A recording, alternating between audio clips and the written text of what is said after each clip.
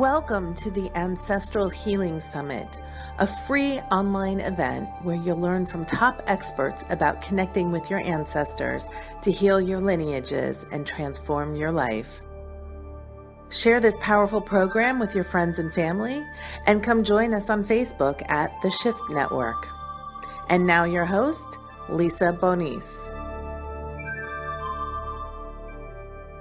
Welcome to this session of the Ancestral Healing Summit with my guest, Eileen McKusick. In this session, we'll explore energenetics, the tone of the song of our DNA. Eileen McKusick is a researcher, inventor, author, speaker, and educator who's been studying the effects of sound on the human body since 1996. She's the creator of the sound therapy method biofield tuning, and she's the founder of the Biofield Tuning Institute. She's also the author of Tuning the Human Biofield, Healing with Vibrational Sound Therapy, and the upcoming book, Raise Your Voltage, Using Sound to Improve Your Electric Health. Eileen, I am so excited to have you with us today. Welcome. Thank you. Thanks for having me. This is one of my favorite topics, so I'm glad to be here. Me too. So this is going to be a great conversation. So let's start by exploring what is probably a new word for most of us, energenetics. What is energenetics?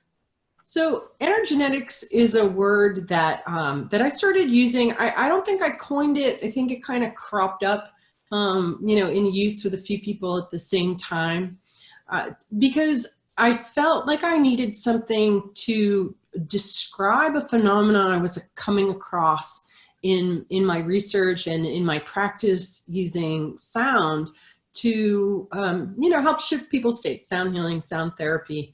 And energenetics, basically what it is like you said in the intro, it's the tone of the song of our DNA. And it's a really different way of looking at genetics, which is a very chemical kind of thing. We think of DNA, we immediately think of matter and fixed matter, and like how, you get the genes that you inherit as if it's something that's very fixed. But I've come to see it and the human body in general as this sort of fluid, dynamic, ever-changing musical expression that can be altered very quickly and very easily when you start to look at it in that way.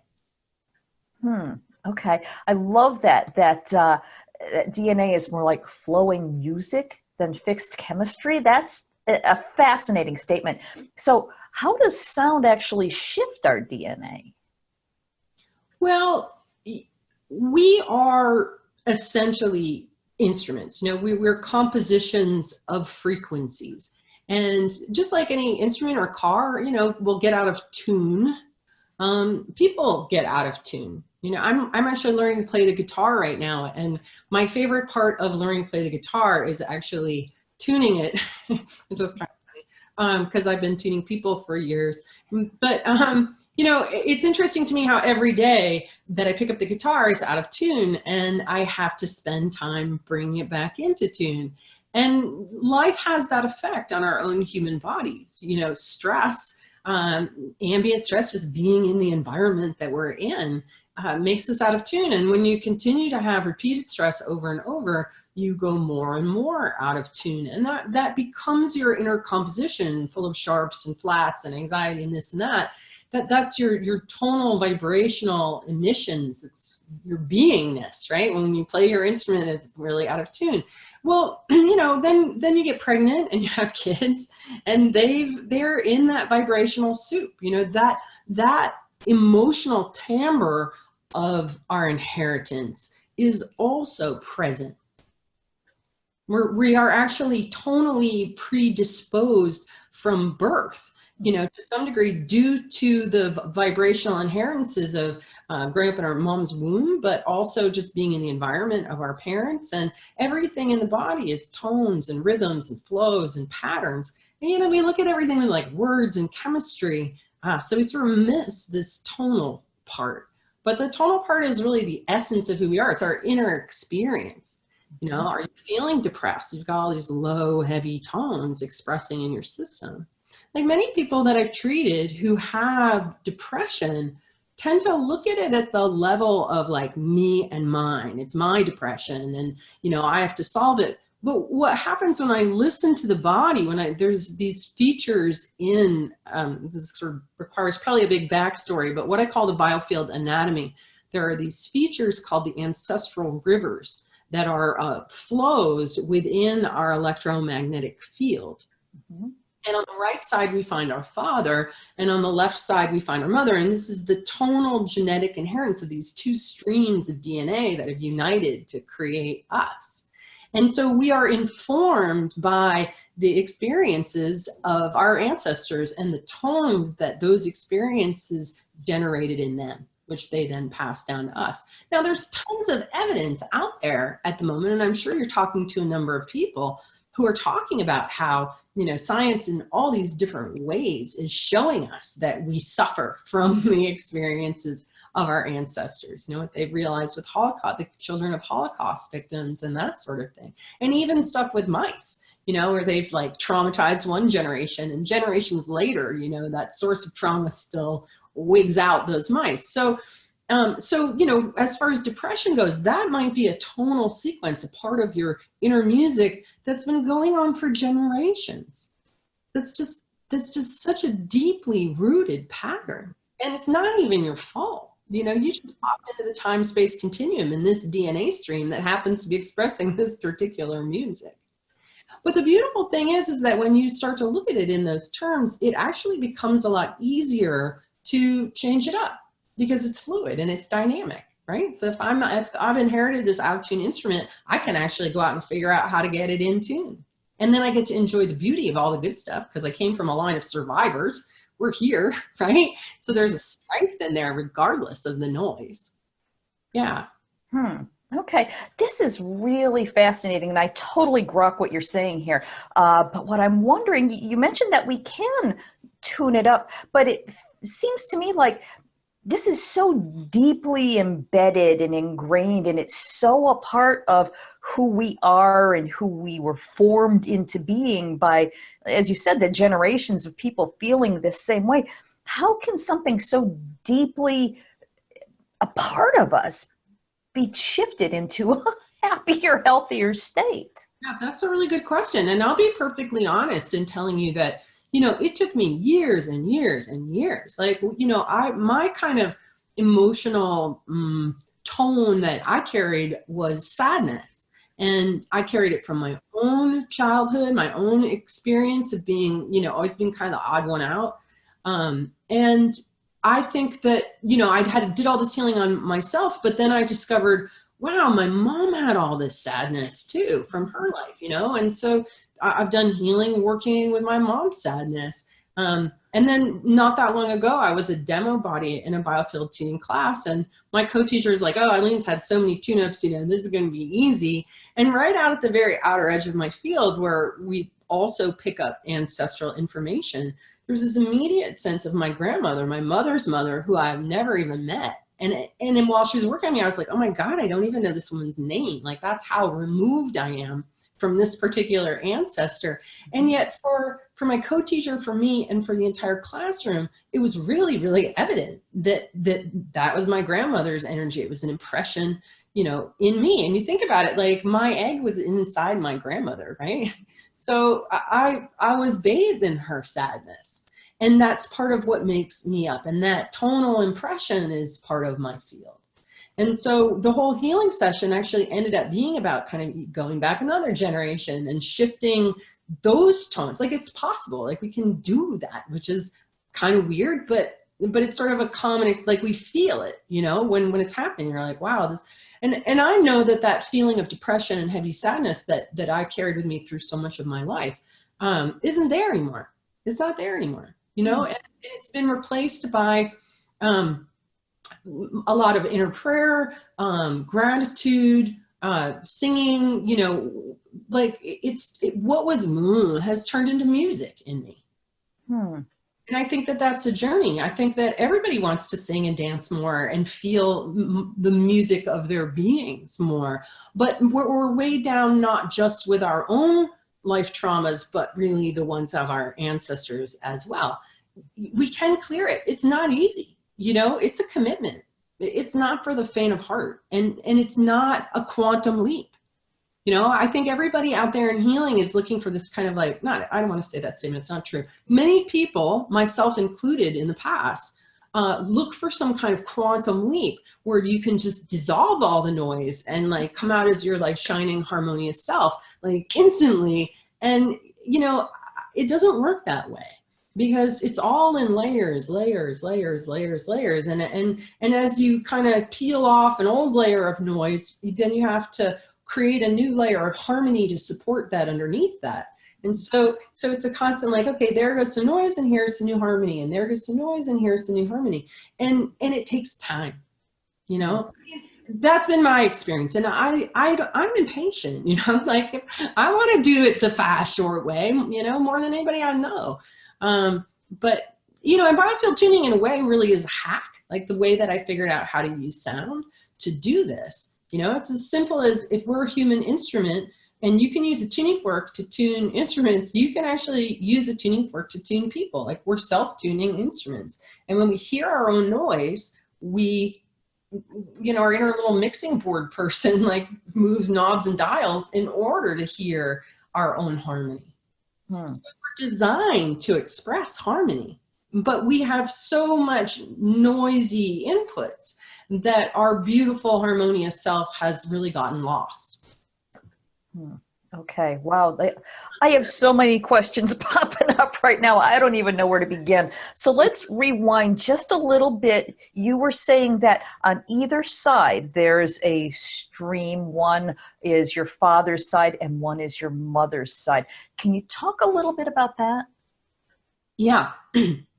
So I started observing, the first place that I encountered this structure was actually on the left side, or around the heart and the solar plexus. So it was the mother's ancestral energy started to come in there. And the way that I know that is because over the last 23 years of working with tuning forks, I've discovered that there's a whole vibrational language that all of our bodies, all of nature, animals, plants, everything speaks this vibrational language where everything is constantly sensing into everything else's vibes. Mm-hmm. There's no way that anybody can argue with that, right? So everything is really vibrational. We put language on it and we get all, left-brained about it, but really it's a sea of vibrational information. And the tuning forks actually reveal these vibrational emanations of the body, which are very high frequency and very low amplitude. But the tuning fork also produces these overtones that are very high frequency and very low amplitude. And so those waves intersect on that level, and then that information precipitates down into the hearing range so that you can actually hear depression, hear sadness, hear anger, hear alarm, and this whole other nuanced language besides. And so when I hear dissonance in the fork, there's a whole language there that I understand. And so if I'm getting genetic information on the mother's side, I just know, I know it. And lots of people learn this language. It's not, I don't have some special gift. Thousands of people are learning this language right now. And the more you're exposed to it, the more you get it. And you, like any language, you get it more and more in time. Mm-hmm. So, so there was this sense that it was like a stream, maybe 1.5 inches wide. So I'd be moving the tuning fork through a person's field and reading the record of their lives. And all of a sudden I'd get to the spot about 10 inches off the body, and it would feel and sound completely different. It would feel like there was a stream of energy. I'd feel in my fingertips, and it would sound different. It would sound more complex. It would sound just like it had a lot more information kind of flowing through, this sort of current of energy. So that was kind of initially where I noticed it worked. And there was a feeling that by changing the music just in this one little spot, that it was going upstream to the ancestors, that it was flowing in that river going upstream, and it was also going downstream to people's descendants, so that because DNA is an unbroken chain throughout time. Like there is a resonant connection throughout all of it. And right, I mean, really in our cells is the information that goes back to the beginning of life itself, because that's where it came from. Well, that's pretty wild. Like the birth of the universe or whatever is in us. Yeah. So but then in time, what I found that the right side started to show up as well, whether it was there all along and I just wasn't noticing it, or whether what seemed to me to be happening, and this is, was started happening in classes, where we would get into the ancestral stream, we'd be working into that river, and then all of a sudden the room would fill up with this cool breeze, like the air would become ionized, and there would be this sense that the ancestors were showing up, like the sense of like this gathering of ancestors happening. In certain places, this would happen more than other places, like Halifax, Nova Scotia, like multiple times we would get into the ancestral river, the cool breeze would come in, people would feel it, the more sensitive people would actually see people. And one of the most profound experiences that I had with this was when I was teaching in Australia, and there was a Maori woman who was on the table, and we were treating her, and we got into the ancestral river. I don't remember whether it was the mother's side or the father's side, but the whole room filled up with ancestors that we could see. Like everybody felt them. Everybody felt them. And when this woman sat up from the table from being treated, like she looked like a queen. She looked like a queen. I mean, it was so profound. And I had the sense of seeing all these ancestors gathered, and they all turned to me and bowed. And like I saw this, and other people saw this. It was so real. It was so, so real. The Maori honor their ancestors. They feed their ancestors. They acknowledge their ancestors much more than we do. American culture is like, forget about it, onward and forward. We don't give any thought at all to where we came from. That's not how we're programmed. And we don't feed and honor the ancestors, so they don't show up. But so it can, that can happen. That sort of mystical feeling, that sort of shamanic induction of, what's beyond the veil can definitely present, and it's consistent when it does, and it feels very real. And when you have a room full of students and they're all perceiving the same thing, there's definitely something going on there, right? So I just want to say this point before I forget it, and that is that for many years, I kind of really developed biofield tuning in the mountains of Vermont, in a little town called Johnson, with a population about 2,500 people.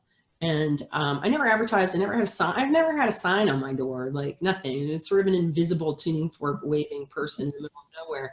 And yet somehow person after person after person found their way to my office and said to me, "I'm here to heal my ancestral lineage."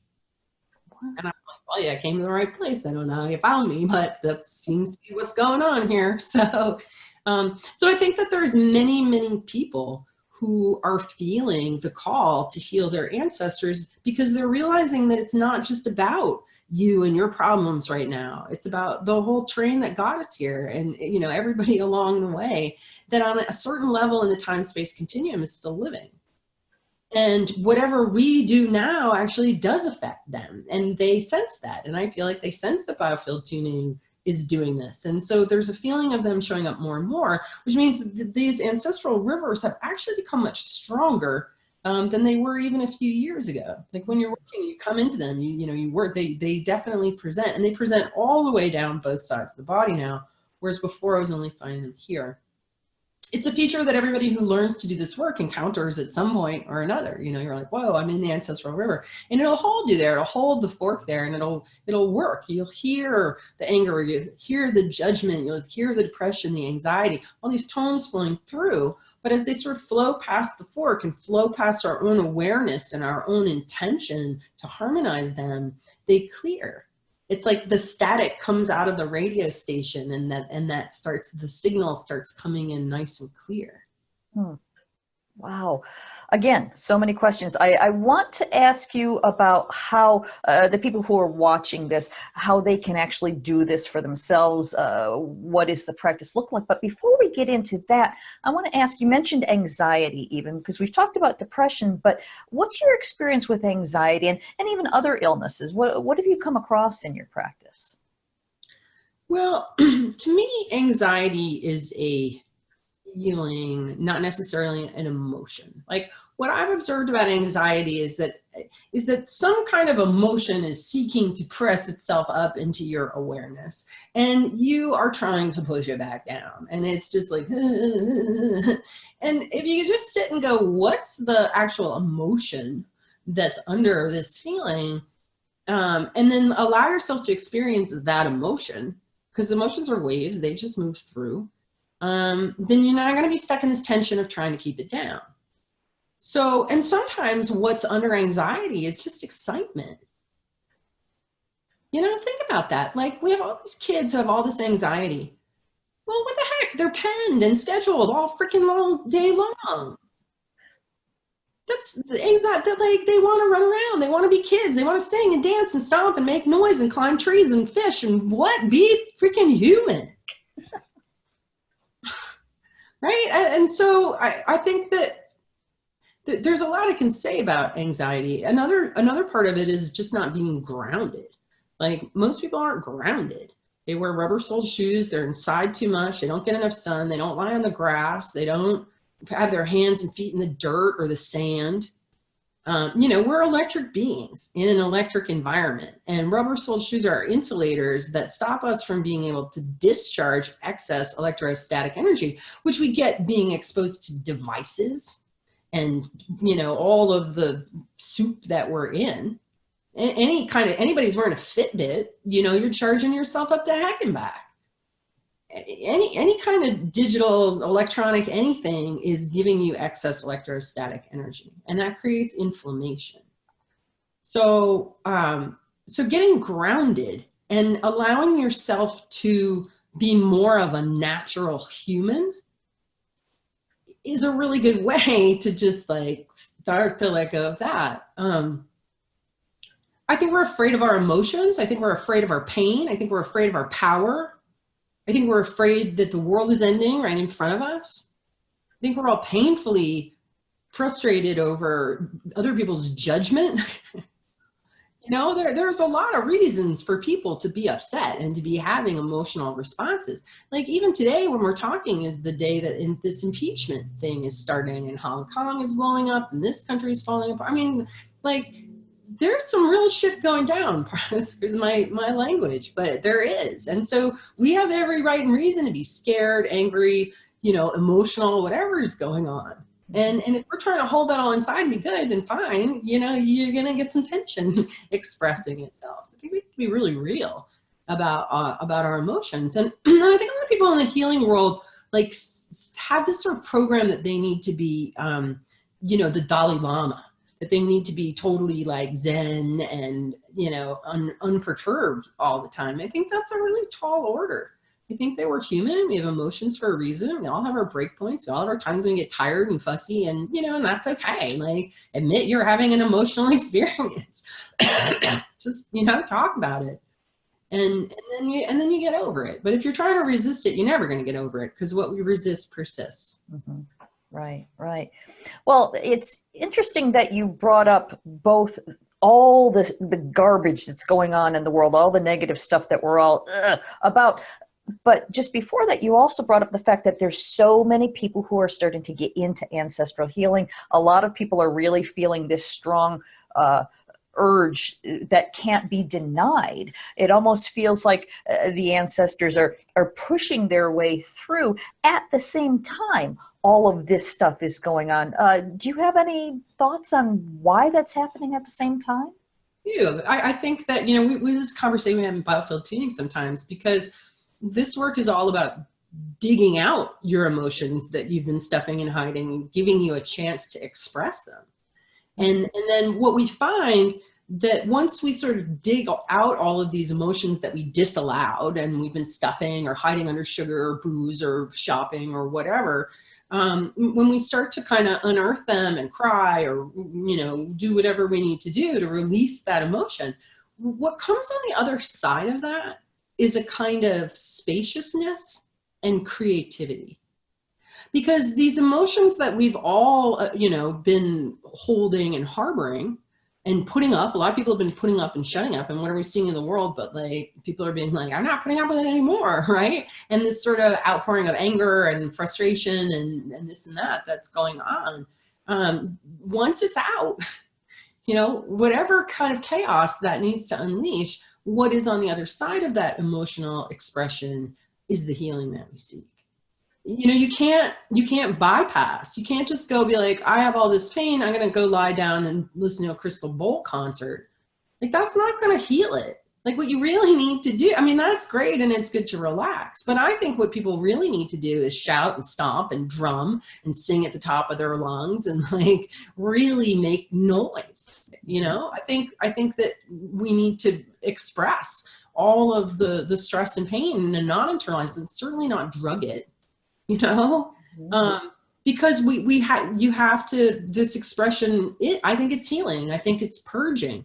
I think that it's, ugly stuff that needs to come up and out. And what I've observed, doing this work for a long time is that once you're through the ugly bit of detox and release, there's a degree of lightness, and there's usually a surge of creativity. And I think that's what the world is going to need, is a big surge of creativity. There's a lot of people who are saying that we're coming in the age of the artist. And, whether that's opening up new avenues of creativity or ways to solve the world's problems or whatever, but we got to get all these emotions that are stuck and now moving, we got to get through that part. Mm-hmm. Right. So you actually, began to answer my next question, where you're talking about how you think that people should start singing and drumming and all these kinds of things. And since we're talking specifically about changing the tone of the song of our DNA for ancestral healing purposes, what would you recommend for people who are watching? How can they use what you've talked about today? Do they need to see a practitioner? Is there anything that they can do on their own? Well, I'm a big fan of giving people, lots of free options. One is to just start paying attention to what's coming out of your own mouth. What words are you saying? What stories are you telling about yourself? What tone are you using? Are you sitting around going, wah, wah, wah, wah, and you're going to create a life like that. It's by our words that we create our life. The word is creative. The word is powerfully creative. And it's really important. So many people are so concerned about what they put in their mouth. I got to eat clean. When really what's coming out of your mouth, I think, is far more powerful to pay attention to. And just listen to the stories you're telling yourself. And like, if everything I'm telling myself is creative, is this what I want to be creating? And I think that it's a hard thing to switch up, because you have to, I just went through this with my hair, of all things. Like, I had a CAT scan a number of years ago, and a whole bunch of my hair fell out, and it's never been the same since. And I'm really struggling with it. And I kept on saying, I hate my hair, I hate my hair, I hate my hair. And even knowing what I know about language, it was just this thing. I kept looking in the mirror, and I kept on, it was frizzy, it was fuzzy, it's, and my son Cassidy, he's so wise, he was like, Mom, you gotta love your hair, just love it. And so I started, being like, okay, I love my hair, I love my hair. But there was this big gap where I was trying to love it, but it was still hateful, in my opinion, right? But I kept at it, and I kept at it. I kept saying I love my hair. And then finally, like, for the first time in my life, I found a good hairdresser and a product that took the frizz out. And all of a sudden, now I'm looking in the mirror and going, oh God, I finally really do love my hair. But there was months there of me saying it when I was faking it till I made it. Mm-hmm. And because of that gap that's there, a lot of people don't keep going saying, I am abundant, I love my beautiful, healthy body, because it's like you try and nothing's happening and it's still not what you want, and so you give up. Mm-hmm. So don't give up. Don't give up speaking what you want. Don't give up that. I think that's super important. Another thing I would say is that in the practice, there's this thing called cymatics. And you can go on YouTube and search cymatics, C-Y-M-A-T-I-C-S. And it's the study of how waveforms affect matter. And it's the classic physics experiment is done on what's called a Chladni plate, which is a flat black metal plate, and then put something like salt on it, and then have a speaker underneath that when the music, the sound is played, it causes the salt to like form in a particular pattern. Mm-hmm. And so when you change the frequency, the pattern that is being held spontaneously dissolves, and then a new pattern spontaneously forms. Okay, so anytime a particular pattern is in the process of entropy, of dissolution, there is another pattern that is seeking to arise to take its place. There is a syntropic pattern on its way, right? So entropy, dissolution, but all of those particles rearrange themselves into something different. And so I think there's a tendency for people to want to focus on the entropy that's going on at the moment and freak out about that. Okay, but what we focus on, what we look at, what we think about expands. So what we really want to do is be curious about, well, what new thing is arising, right? It's like thinking about, we're getting rid of the old pain body, but we've got to build a new light body to take its place. Mm-hmm. So let's not focus on freaking out about the fact that the pain body is dying. Let's be curious about what the new light body looks like, right? Let's be curious about putting our energy into creating systems that do work, mm-hmm. you know, in a way that we actually have control over in our lives. If you focus on what you can add syntropy to in the environment around you and in your own body, then you're going to get more of that. I know it's really hard to not look out on all this and be like, ah, you know, I think the road to staying healthy in everything that's going on right now is really narrow, you know, because these forces of going down are everywhere. And if you're not really centered and balanced and in your core and in a true desire, you know, to like, I want to ride this out, like this is a hell of a ride we're on right now in planet Earth. I want to see what's going on, and you know, I want to stay healthy and I want to stay on my game. You've got to be really centered, and you've got to be really committed to your own path of truth. Otherwise, you're just gonna, you know, you're gonna get the slap down, and that's happening everywhere. You know, I think in this environment of such strong entropy, you're either turning into a diamond or you're turning into dust. And I think that part of being a diamond is healing the ancestor stuff so that you can tap into all the strength that you've inherited from them instead of being stuck in the static and the noise. So I think being really determined to not raise your vibration, but clarify your vibration. You know, another way is to commit to speaking only truth. Now that's you gotta be really courageous to do that. Like to be like, even if you're gonna go send a text, like, oh, I really want to hang out with my friends, so I'm like, oh, something came up, and I'm, you know, really like, I'm just gonna tell a little white lie. Like every time you tell a little white lie, you putting yourself out of integrity, and you're making yourself more vulnerable to these heavy energies that we're all dealing with. You know, we want to be in integrity and be able to become a diamond. You know, then we've got to really consider everything we do. And is this in my integrity or is this out of my integrity? Mm-hmm.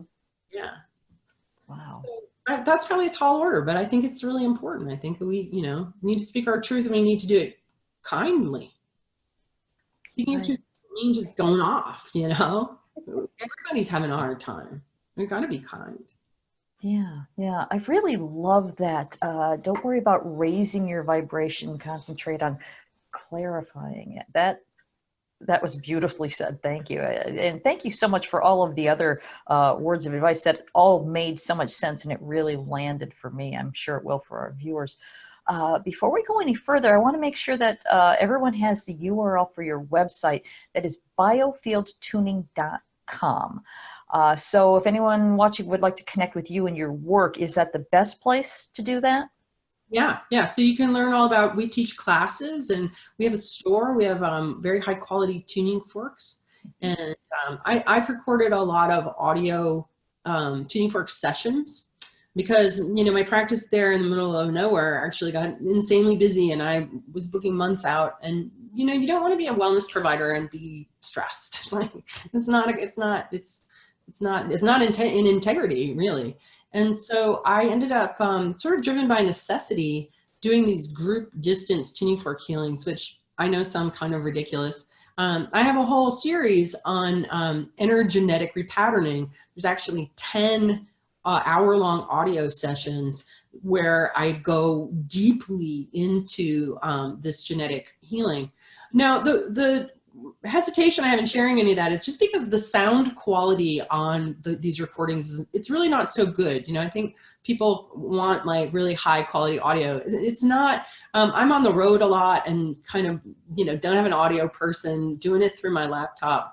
And so, you know, the sound, you're not listening to beautiful sounds. What you're actually receiving is an energetic transmission. And so if you can kind of get past the fact that the sound is a little rough in some of them, but really tune into what's happening in the energy field, then you can really get the benefit out of them.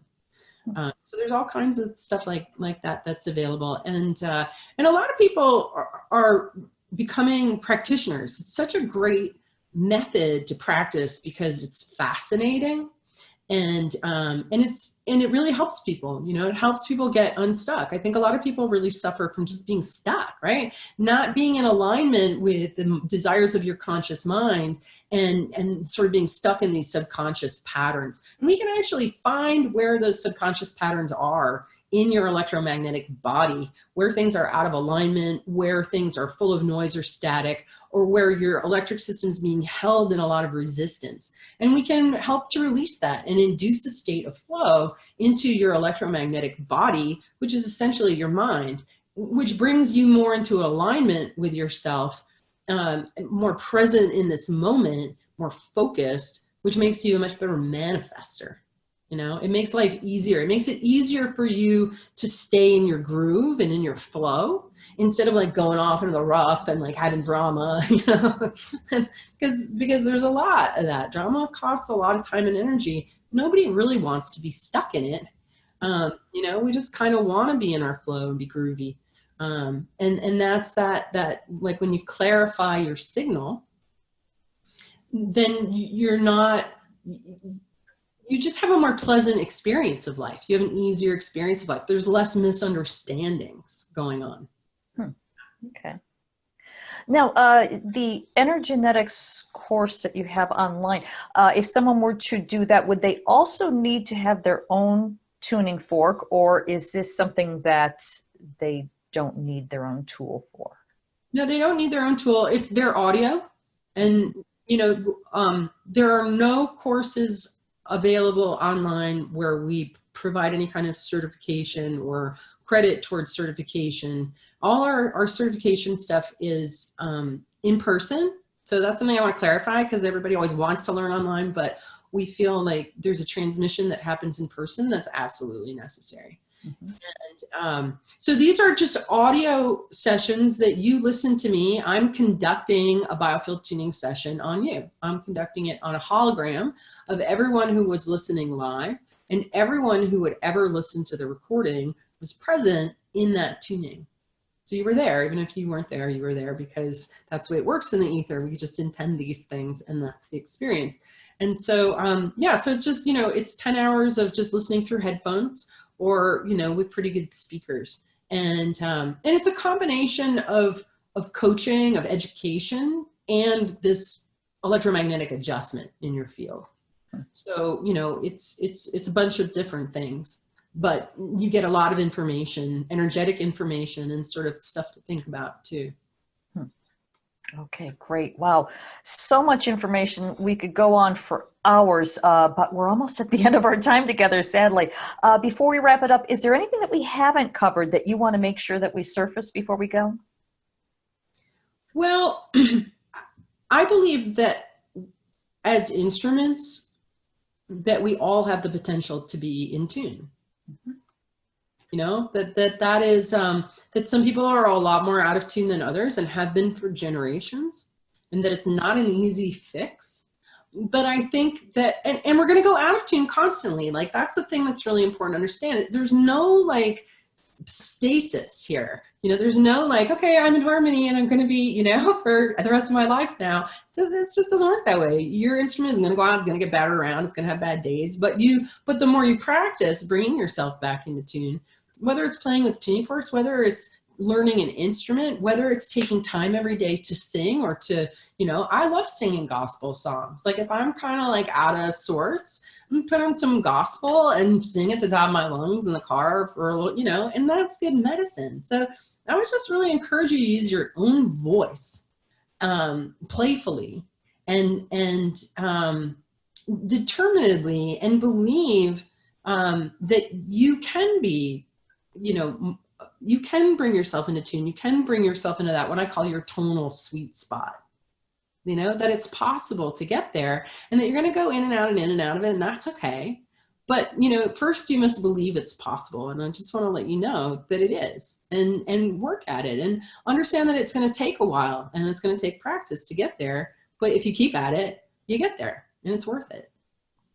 All right. Beautiful. Thank you so much, Eileen, for joining us today. This has been an absolutely fascinating conversation. Thank you so much for being here. Yes. Thank you for having me. All right. Once again, Eileen McKusick, and I'd like to thank our viewers for joining us. I hope you enjoyed this session in the Ancestral Healing Summit.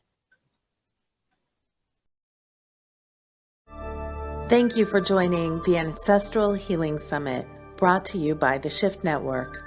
To learn more, visit ancestralhealingsummit.com. To learn more about our global programs to support you in waking up in all the areas of your life and taking inspired action, visit theshiftnetwork.com.